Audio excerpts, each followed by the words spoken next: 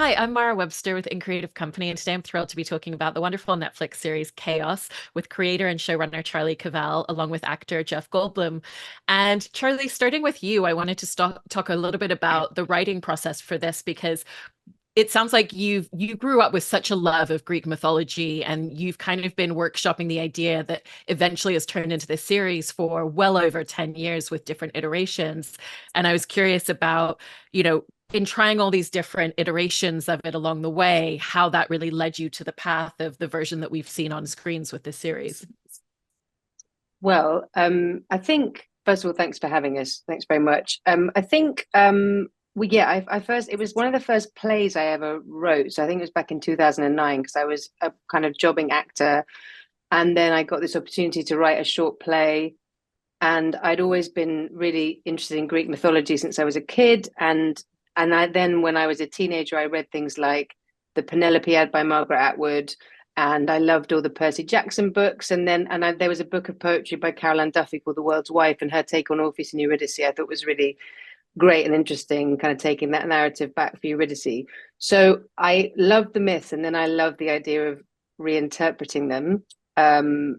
If I could be so bold, I suppose. And so, yeah, the first play I wrote was this 10-minute short play, and it was about Clytemnestra being processed in the underworld, and the underworld with this kind of bureaucratic, dusty, I don't know if I can swear, You can. nightmare. Okay. So yeah, and then I wrote some more short plays in with the same kind of subject matter. It was all about the underworld and these kind of grand figures from mythology being processed. It was kind of juxtaposing that grandiosity and that classical mythology with this kind of this dusty, not hell but kind of purgatory that was modern and felt hopefully like something we would recognize in the modern world. And then I wanted to do it initially as a play, as a piece of immersive theatre. I don't think we got the funding, so luckily then after I'd done End of the Fucking World, I wanted to pitch this idea of a show about Greek mythology on a kind of bigger canvas. And one of the first ideas was the idea that was Zeus, king of the gods, having a midlife crisis. And I just wondered, what would that look like as a jumping off point? And obviously Jeff brings that to life in the most incredible way in the show. I love that. And Jeff, in terms of talking about playing Zeus, what I love about the way that Charlie's written this whole show is yes, you're playing the king of the gods, but there's so much humanity to all of these characters, and all of the different layers and textures feel so relatable to things that everybody goes through. And so I was interested in how you kind of developed this character and played this role with the idea of, yes, he is larger than life, but actually the things that he's grappling with are very day to day at the same time.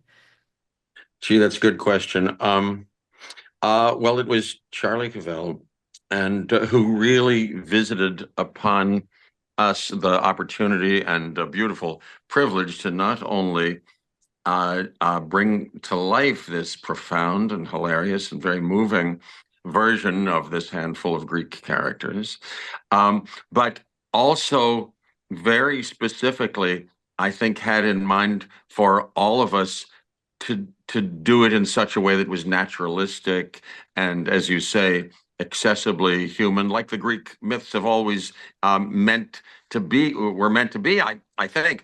But this very particular contemporary tone and style and behavior, which is and way of realizing it, which is naturalistic and organic and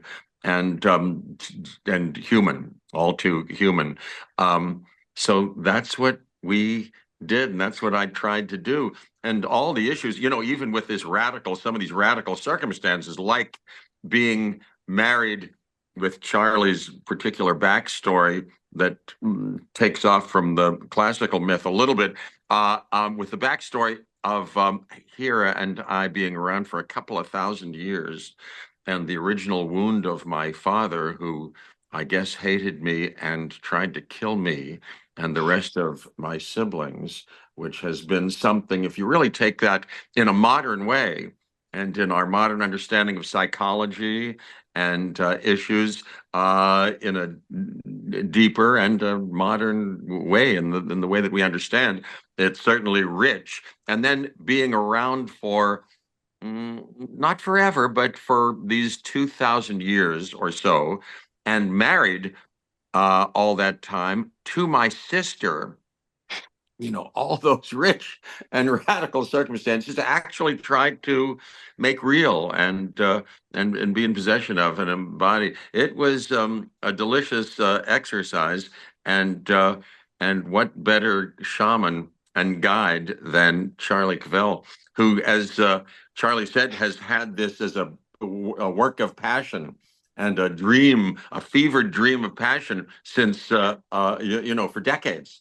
Thank goodness that I just intersected with this, variation of it that came to fruition. Although hearing you talk about it, Charlie, I'd love to be in that immersive theater version at some point of this, and other versions of it.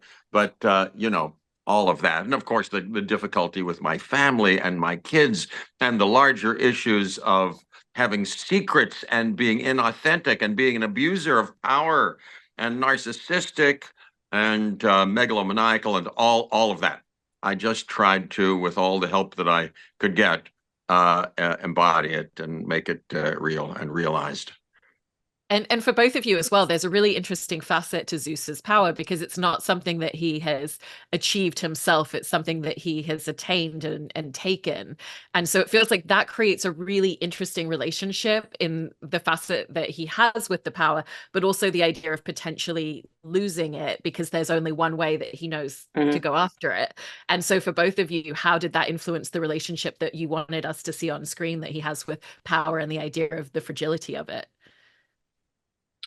Well, I think Jeff, we talked about this quite a lot, didn't we? Is that it's the heavy, it's like heavy is the head that wears the crown, and particularly if you could lose it. So I think it was important that Zeus's downfall did feel like it was really possible, because I think the fact that we revealed in episode 1 that he was once human, he became a god, therefore he could be vulnerable to other humans rising up against him. That felt like an important thing in our show. And I think what Jeff brought so brilliantly to the role, and I think you see it really beautifully in that first scene in episode 1 with Prometheus, where he says he's so anxious, he's so terrified, and he's got one friend that he trusts to talk to about this.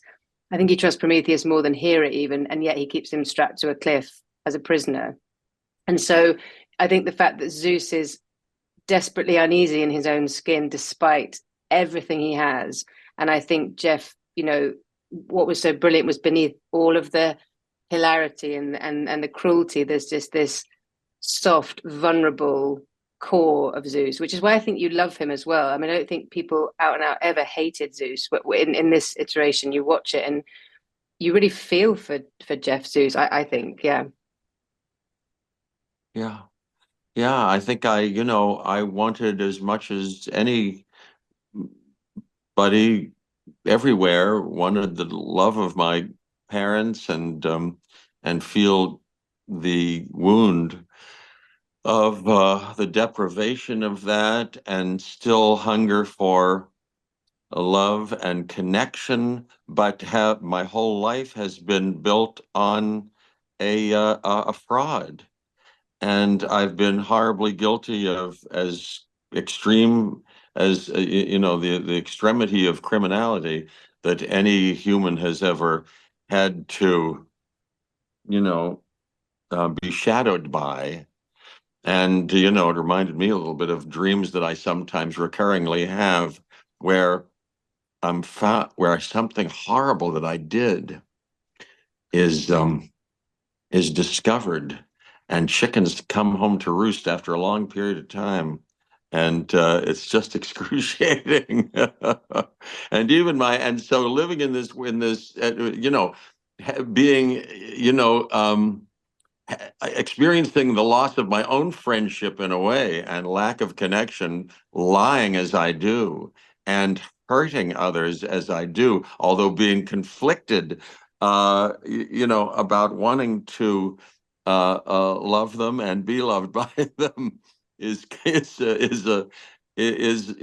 excruciating, and it was painful. And then, of course, I have to present myself as this charismatic, leader. Oh my gosh, it was something. It got complicated. That's what I loved about it. It was very, very complicated and rich, and every day, even up till the last moments that Charlie and I got to collaborate. I got to collaborate, luckily, with Charlie in the ADR room, and added Mm. little things as it was still kind of being developed, because it was a beautiful process that, Charlie, I credit you with entirely, of kind of having this thing, a living, growing organism until its very end, and it really kind of grew. It really grew, and it was great to go on that ride with you.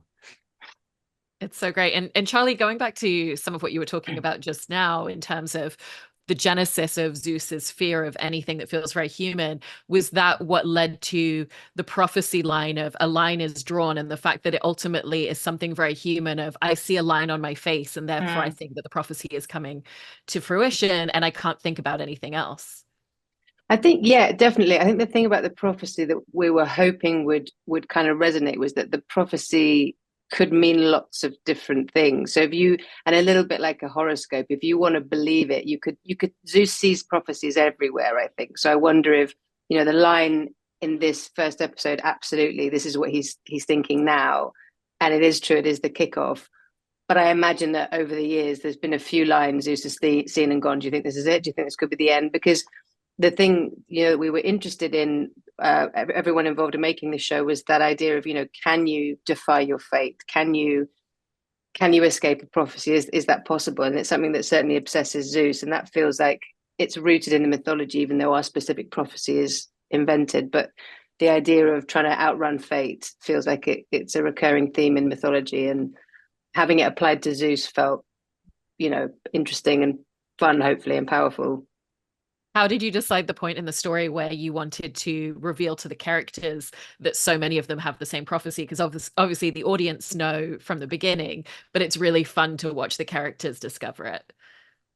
Well, I think it was only really, it used to be earlier. So in episode 6, Kaos and Riddy work out they have the same prophecy after they've slept together for the first time. I think in the script it used to come earlier in episode 4, and it just felt like it was too front loaded, and it felt more fun that they discovered after they'd made this connection that was very profound. But of course, Ari doesn't know that she has the same prophecy by the end of the series.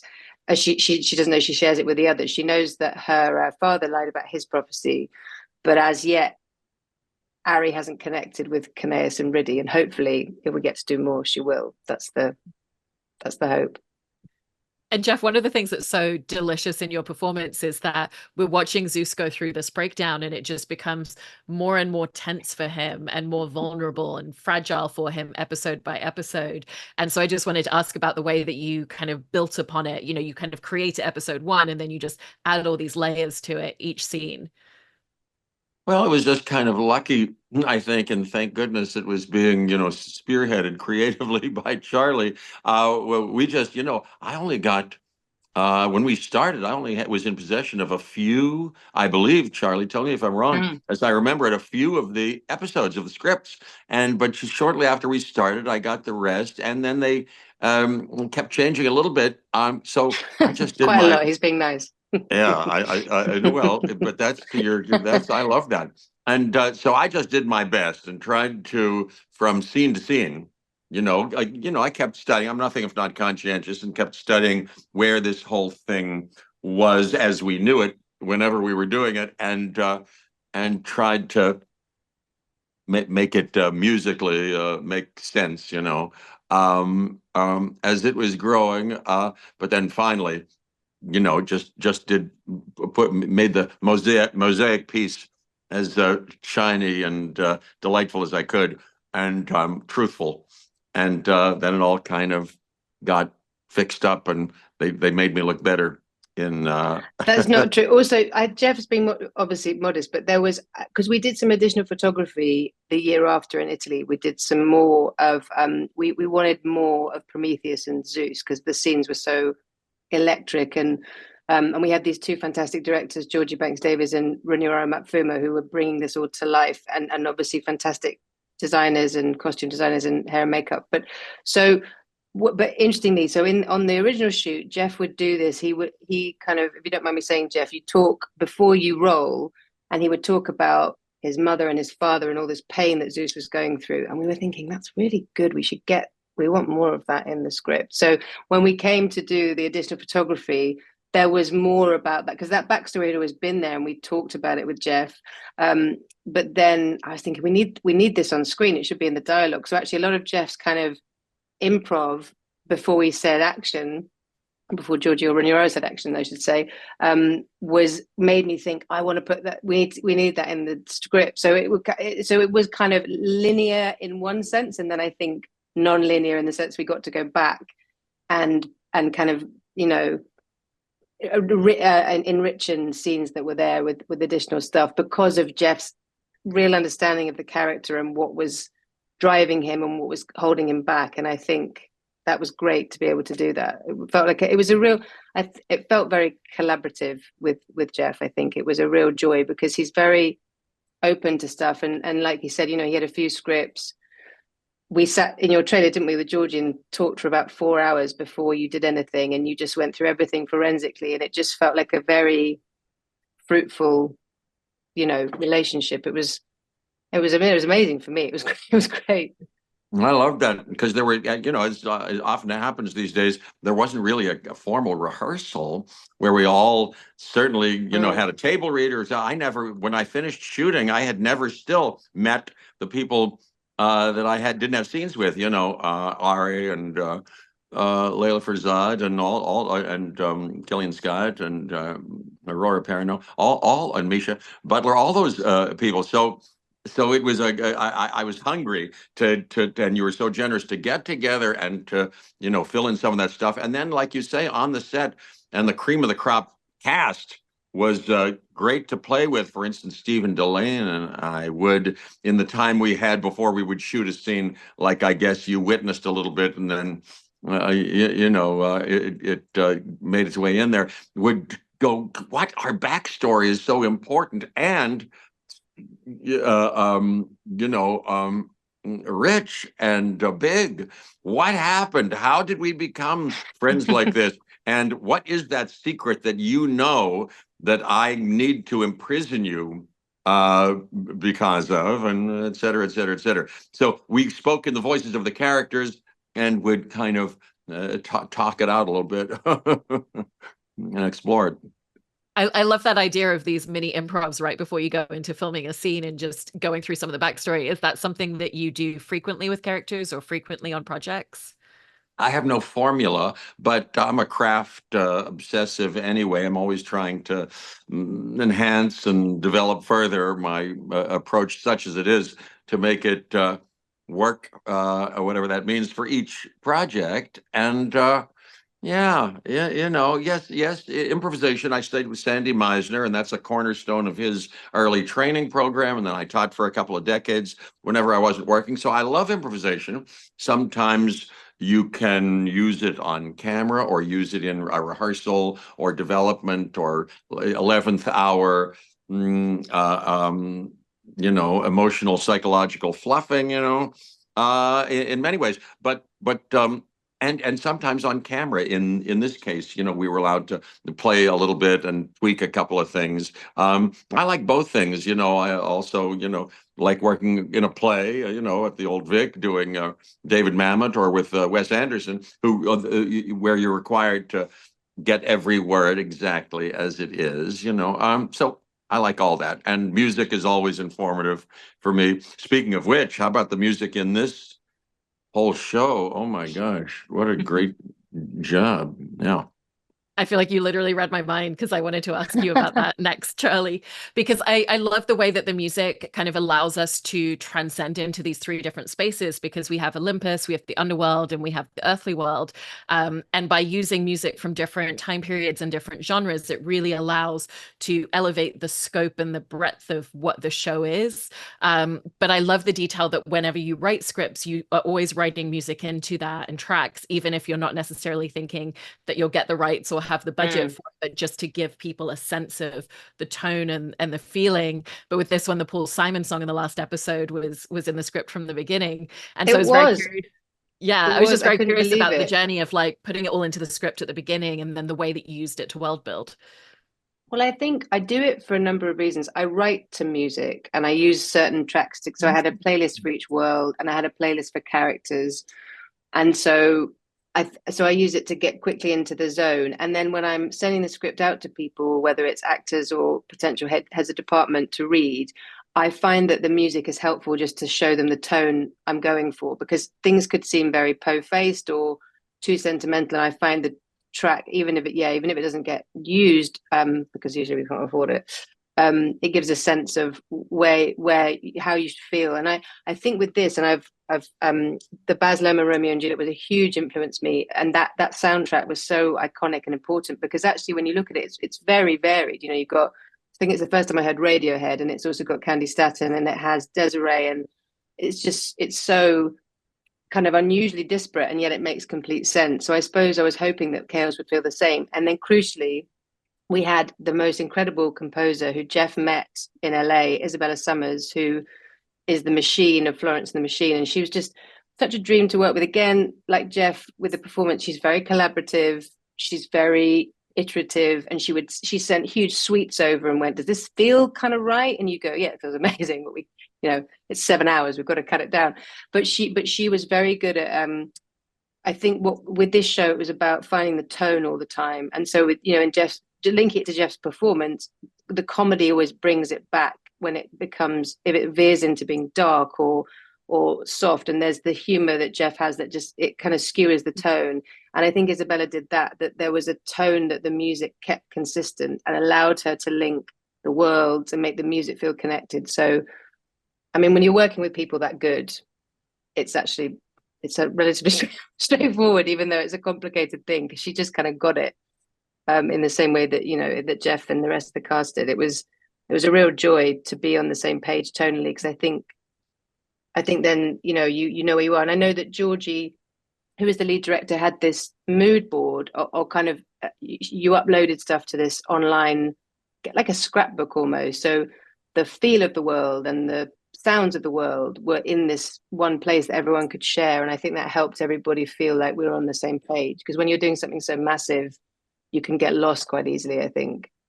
It's wonderful. And Jeff, also going back to something that you were touching upon earlier with the idea of playing a character who has, a few thousand years of history, as opposed to, oh, he's been married to his wife for 20 years. It's such a different emotional space to be in, because anything that he loves, he's loved for that long, or that he's resentful of, he's been resentful of for that long. And I feel like it also plays into part of why your character is so reactionary with his emotions, because he's been sitting in his feelings for a really, really long time. And how was that a different way to think about your character's emotions? Well, that's it. You said it. One can only imagine and inevitably fall short of, but try to, live out what it would be to be married, not only, together with your sister. Oh boy. Oh boy. Into the first couple of years, and then 20 years, and then 100 years, and then 1,000 and 2,000 years. I mean, that is something. Yes, and resentments, and old, but it seems like old wounds. But it seems like our passion is primal and ever ready to exercise itself. We've obviously found ways to, entertain each other and have wild, fierce fun, after 2,000 years, or else I can imagine, the the specter of boredom would be even more extreme. So, I think we've gone to places that are uh, uh, indescribable, but fun to try to act out. And with the great Janet McTeer, oh boy, it's that's one of her sweet spots, I think. What a great partner. Oh boy. And hey, how about, you were talking, and it never occurred to me before this conversation, this moment, that at the end, not only Ari, but I don't believe I know that the other three have my same prophecy, and I've put a lot of thinking and, and fretting into that for 1,000 years. So, holy cats, what's that mean going forward? Geez, wow.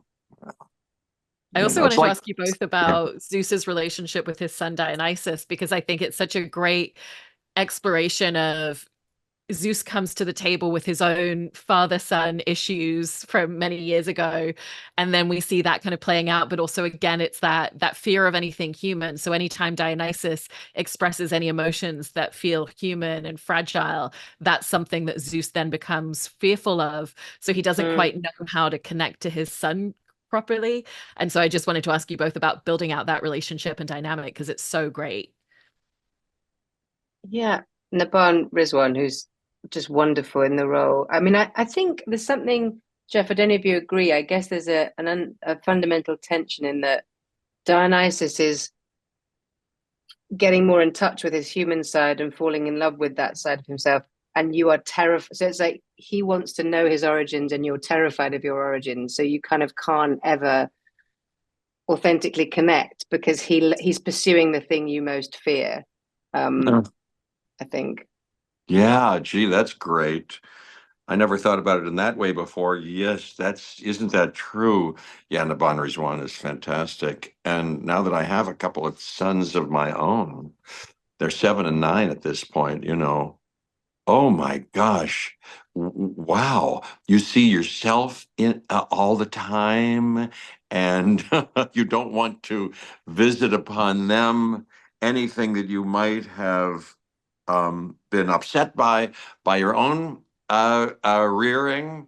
Uh, and so you want to do better, but you know, oh my God, oh my God.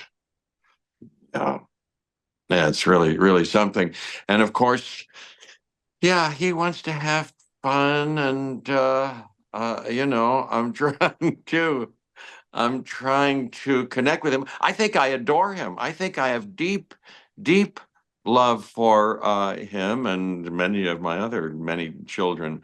But I think I adore him. But yes, at some point, can you imagine? I find that knife close to his neck, and at least it's the threat of, and it rises in me the possibility of um, infanticide. Is that the word for it? Uh, how horrible! How horrible that my own father, wounded me with. Oh my God! But then I play the teacher with him, you know, and I try to bring him along. Thank you, Charlie Covell. What a brilliant setup. It's so great. And Charlie, I also wanted to ask you about the lens of the way that you've told this story, because I've heard you describe how you really thought specifically about who is the one to tell these sorts of stories. And it tends to be the people that, one, came out on top, was successful. And so how did thinking about the lens of stories like all these Greek mythology tales inform the lens that you wanted for this series and when you were writing it? Well, that's a really good question. I don't know. I think, well, because the myths will always be there. So I suppose that, you have moments of terrible self-doubt, and sometimes I was thinking, who the hell do I think I am to be doing this? My God. And then you think, well, they still exist. If people don't like this, they don't have to watch it. They can turn it off. And I suppose I was always interested in taking some of these stories and flipping the perspective a bit. So I was always interested in Hades and Persephone having a happy marriage, and then you're thinking, well, who told the story? So then that idea of, and Prometheus says it in episode 2 to Zeus, says, you control the narratives, you tell the stories. And I thought, oh well, maybe in this world the myths themselves are kind of Zeus's take on these stories, history being written by the victors, as you say. And so yeah, Zeus and Hera have written the world and spun these stories to humans to control them, essentially. So that felt like an interesting thing to try. And I guess, yeah, I just like the idea of, like in the Orpheus and Eurydice story in episode 8, she looks back at him, but the way that happens is very small, and it's from her making him turn around. It's this kind of very brief moment that hopefully people who know the myth will kind of understand. And but yeah, it felt important. Well, not important. I wanted to try telling these stories from a slightly different perspective, because I love them so much. And I think, and Jeff, do you remember we did a screening at the British Museum, which I was really nervous about because the audience were full of people who really know the myths. And I was thinking, oh God, what would they think? And they were actually, they were one of the warmest audiences we had. They seemed to really like, you know, what we tried to do with it. And Tom, who is the keeper of Greek and Roman artifacts, I think was his title. He said, no, these are meant to be reinterpreted, so it's fine. What you've done is good. It's fine. So I think that gave me confidence going into the launch week about it. But I think the stories are for everybody. I think if you press pause at any moment in human history, these myths will always be relevant because they're about timeless human themes. And so any reinterpretation, as long as they feel human, I think they should be relevant. I hope, anyway. Yeah, that's what, if I may, I came upon this Joseph Campbell interview that you've heard me talk about, Charlie, where he said, yes, these myths are meant to be, they're intended to be reinvented and made relevant to every, modern consumer. Boy, and some of this reminded me from my character's aspect of Death of a Salesman too, and he's got his relationship with the boys and sort of the con job that he's bought and is passing on. I love it. Well, there's so much incredible creativity in this series. You've both done such a fantastic job, and it's been such a pleasure to get to talk to you about this. So thank you. Thank you. Thank you. So Thank you. So much, nice to meet Mara. you.